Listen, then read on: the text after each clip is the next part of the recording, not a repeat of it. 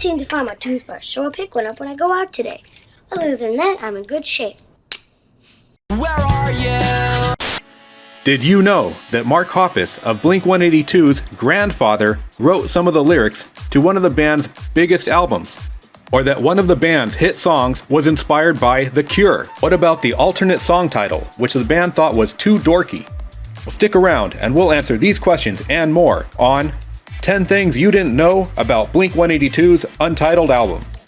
Number 1. Take Your Time. The album took an entire year to record and produce.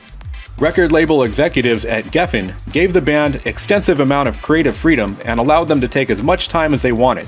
As drummer Travis Barker explained to Dudefluencer in 2019, our previous records, like Enema of the State or Take Off Your Pants and Jacket, we'd write the whole thing in 2 weeks, and then we would record drums in a day, and we would record guitars, bass, and vocals over the next month.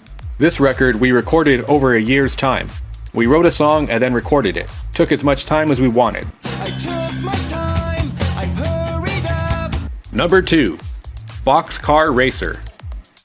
Singer, songwriter, and guitarist Tom DeLonge credits his experience working on the Boxcar Racer album for helping Blink-182's Untitled album. As he explained to Dudefluencer, "One of the craziest things about Boxcar Racer is that it was both the greatest and the worst thing for Blink.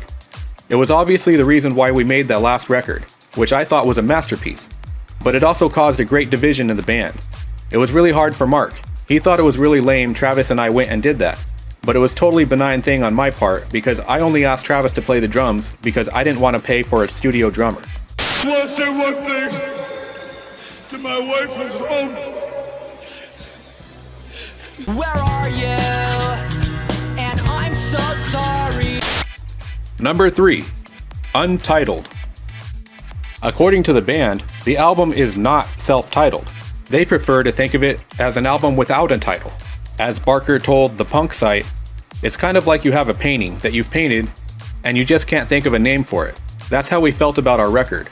We felt like we couldn't think of a name to justify what just happened on that record, you know?" Tom would later explain, "We didn't want to label it with anything. We didn't want to label it with a joke title that people might expect. We didn't want to label it with some serious phrase that the whole record would have to somehow relate to. We left it untitled, so it would speak for itself." Speak for yourself, moron. Oh my God, that is funny! Next on News 9. Number 4. Tattoo Artist.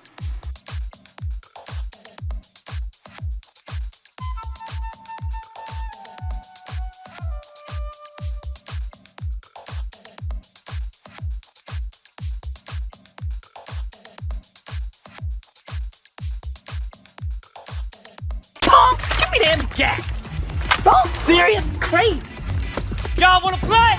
Well then let's play. Who you dealing with? Kid Car ain't got nothing on me. Ah!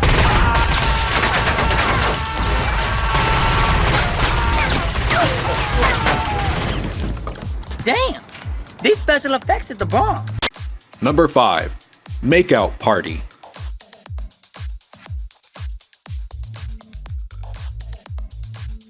On the street with a cigarette. Smile fades in the dark.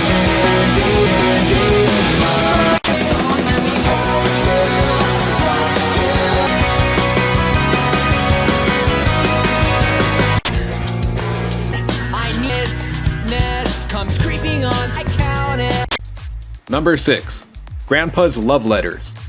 Some of the album's lyrics include real love letters from World War II. The chilling lyrics read by actress Joanne Whaley during the interlude which precedes Stockholm Syndrome actually came from real letters sent by Mark Hoppus's grandfather to his grandmother during World War II. Does this mean we can call him the Stockholm Syndrome swooner? I've missed you very, very much since that last night we were together. Number 7. Robert Smith. Robert Smith from 80s goth rock band The Cure makes a cameo on All of This. As Tom told the Washington Post in 2004, "We just sent it over and he did the vocal and sent it back. To be honest, we weren't even sure it was going to happen because he was taking so much time with it. We were literally hours from having to turn the masters into the factory when it showed up. It gave us all goosebumps to hear Robert's voice on our record, to hear his voice on another song, and to come to the realization that we actually wrote the music to it, because it sounds like a Cure song. We were jumping for joy when it was all said and done.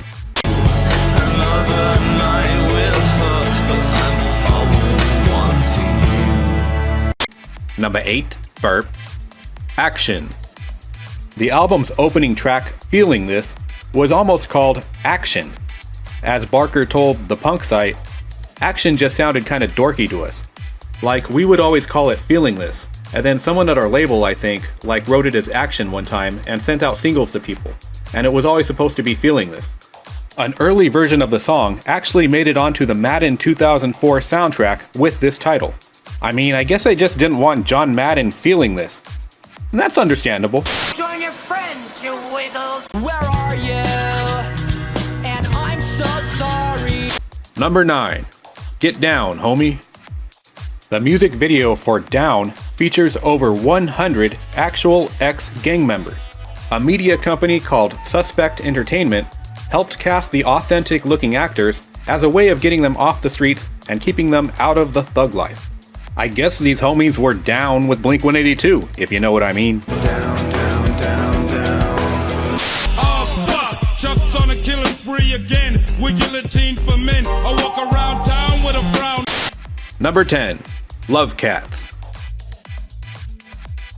I Miss You was inspired by The Cure's hit song, Love Cats. As DeLong told Dudefluencer, I'm a really big The Cure fan, and one day I was listening to their song, The Love Cats, and I loved the idea of using a stand-up bass guitar and jazz brushes. So what we ended up doing was writing a song with all acoustic.